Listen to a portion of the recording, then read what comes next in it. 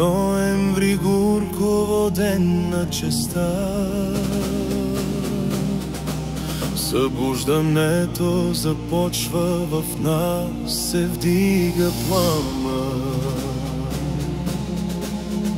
Време е да се изправим, да си върнем честа. Битката ни зове, сега е нашия час.